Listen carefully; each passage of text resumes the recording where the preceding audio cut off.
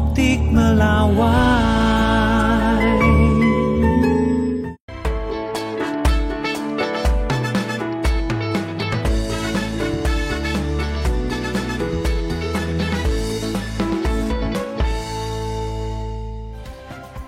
Hari Selasa, saatnya kita mengulas salah satu istilah asing yang semakin umum digunakan dalam percakapan sehari-hari. Namun, saking umumnya digunakan, terkadang kita sendiri lupa artinya dalam bahasa Indonesia. Istilah asing itu adalah PIC atau Person in Charge.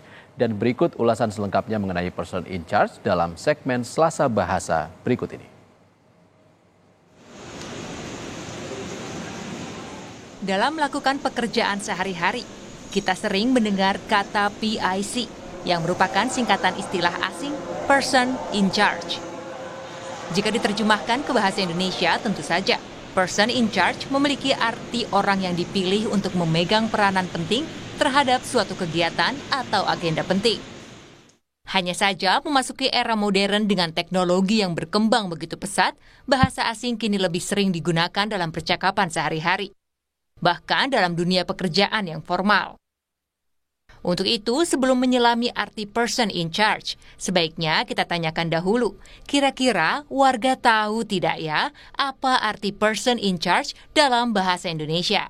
Person in charge atau PIC itu apa? Biasanya yang bertanggung jawab atas suatu seseorang, atau misalkan dia ada acara gitu. Nah, dia yang bertanggung jawab atas si bintang tamunya itu misalnya. Kalau PIC? Bertanggung jawab untuk apa ya, ibaratnya pengantar dari pihak satu ke pihak yang satu gitu. PIC? Personal in charge, penanggung jawab. Untuk lebih jelasnya, mari kita tanyakan kepada penyelaras bahasa Kompas TV terkait arti person in charge. Istilah person in charge lazim disingkat dengan PIC. Intinya, PIC adalah seseorang yang bertanggung jawab atas jalannya suatu kegiatan, proyek atau tugas tertentu di dalam kantor. Dalam bahasa Indonesia, PIC bisa dipadankan dengan penanggung jawab ataupun pelaksana. Tugas PIC berbeda setiap perusahaan atau organisasi.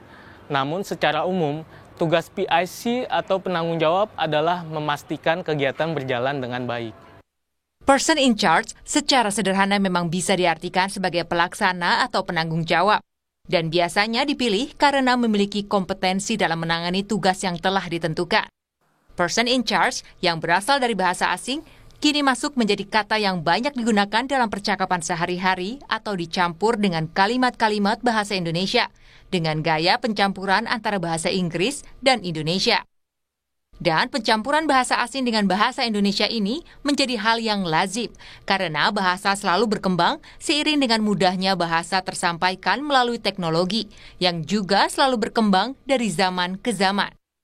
Tentu, tak ada salahnya jika kita ingin terus melestarikan bahasa Indonesia, kita jugalah yang menggunakannya dengan baik dan tepat.